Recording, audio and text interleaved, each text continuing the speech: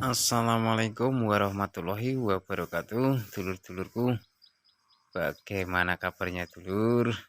Semoga dulur-dulurku kabeh saat ini dengan keadaan kabar baik, kabar sehat, sehat orangnya dan juga sehat tanamannya dulur. Oke dulur, ini kemarin ada permintaan dari dulur pemuda tani, yaitu membahas tentang resistensi hama pada tanaman bawang merah dulur ya, yaitu tentang kali ini saya bahas tentang set atau grandong dulur ya, yang sudah resisten atau sudah kebal. Oke dulur ya, kita langsung bahas saja. Kita harus benar-benar ingat insektisida apa yang sudah kita gunakan untuk mengatasi set atau grandong dari tanam-tanam sebelumnya atau 1 tahun ke depan dulur ya. Kemungkinan itu akan resisten jika penggunaan insektisida yang sering kita gunakan terus-menerus dulur. Jadi misalkan dulur-dulur ini menggunakan bahan aktif abamectin dulur ya. Bahan aktif abamectin ini dengan golongan ivermectin dan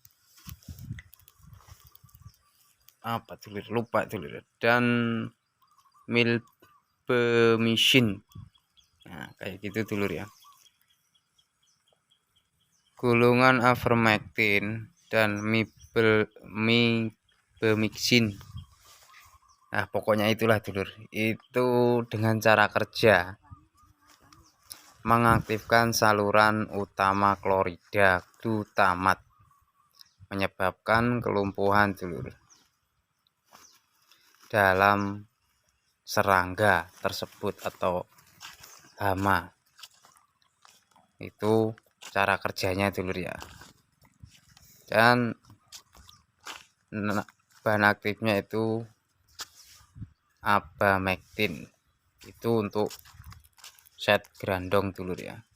Jadi kalau penggunaan 1, 2, 3 itu sudah ndak kuat lagi dulur, istilahnya kita keseringan memakai bahan aktif tersebut, jadi itu kemungkinan bisa menjadi kebal dulur. Untuk hamanya itu bisa menjadi kebal. Dan bagaimana kalau hama yang sudah kebal atau resisten, itu cara menanganinya, kita langsung rolling dulur ya. Kita rolling dengan golongan organofosfat, yaitu ini yang sudah saya praktekkan dulur ya.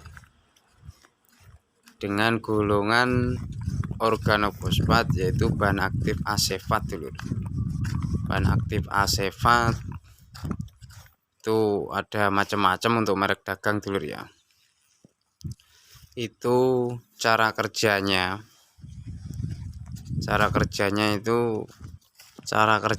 adalah menghambat atau menyebabkan sistem saraf dulur ya. Menghambat atau menyebabkan melumpuhkan sistem saraf. Itu cara kerjanya kayak gitu dulur.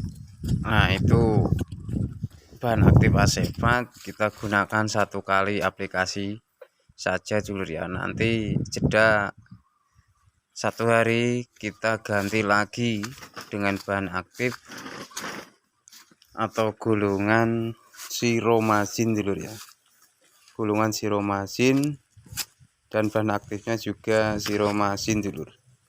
Dan cara kerjanya itu kalau tidak salah dulur ya, merontokkan kutikula saat proses pergantian kulit serangga atau hama tersebut dulur ya. Ini khusus untuk set dulur. Kalau grupnya itu grup 17 dulur ya. Kalau untuk asefat itu grup 1 dulur ya. Dan untuk bahan aktif siromazin. Siromazin itu kita juga ada tambahan lagi dulu, atau kita mix lagi dengan golongan bensilurea dengan bahan aktif itu ada macam-macam dulu ya. Untuk saran saya ini yang saya anjurkan atau saya sarankan yaitu bahan aktif klorbuazuron dulu. Ini kode cara kerja atau kelompok grup 15 dulur, dan cara kerjanya yaitu menghambat biosintetis kitin. Bahasanya itu susah dimengerti dulur ya.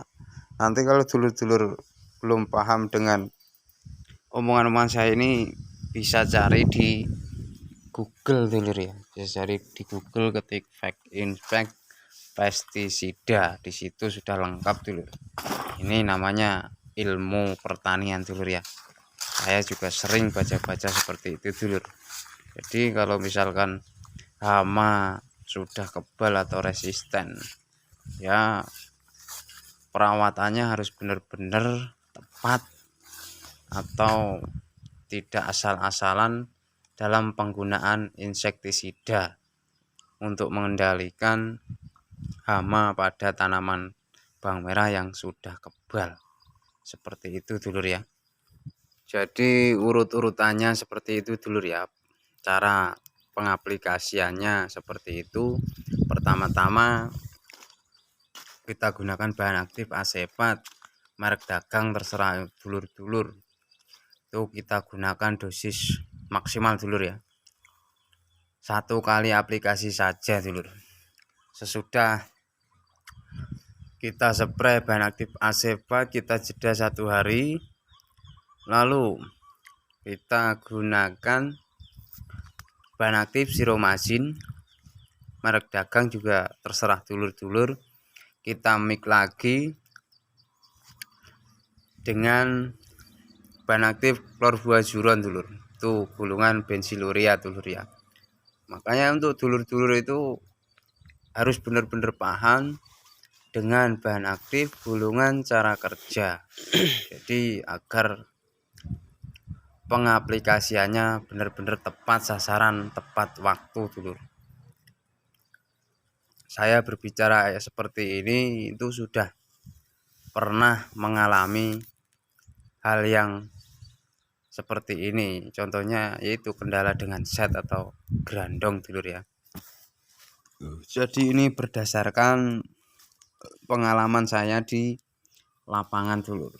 Saya menggunakan bahan aktif tersebut yang saya sebutkan itu alhamdulillah bisa terkendali dulur. Oh ya dulur, kalau misalkan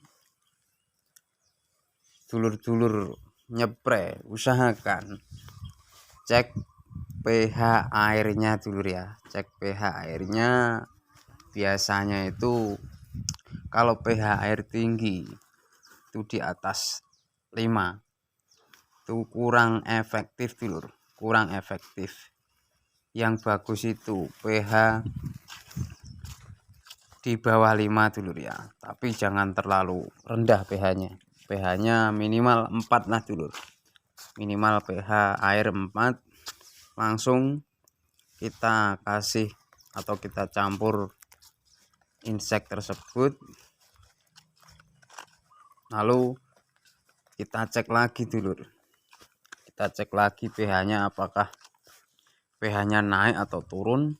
Kalau naik, kita tambah cuka dulur. Kita tambah cuka, terserah dulur-dulur menggunakan cuka apa. Kalau pH-nya turun, kita kasih buat pengembang kue dulu dulur. Buat pengembang kue, soda kue namanya dulur ya. Soda kue itu berdasarkan pengalaman dulur. Jadi saya berbicara seperti ini itu berdasarkan pengalaman. Makanya jika penggunaan pestisida atau insek lah itu kurang efektif, ya kita dari pertama-tama itu kita tahu bahan aktif yang pernah digunakan atau sering digunakan. Kalau sudah tidak mampu, kita ganti bahan aktif seperti itu. Lalu cek pH-nya, jika pH sudah memenuhi yang kita inginkan di pH 4 atau 5 itu sudah bagus dulur. pH airnya seperti itu 4 atau 5 itu sudah bagus, langsung kita spraykan dulur ya. Insya Allah hama yang ada di tanaman kita itu bisa terkendali dulur. Atau ada tambahan lagi dulur yang ini ketinggalan tadi ya. Tadi coba saya ingat-ingat itu sebelum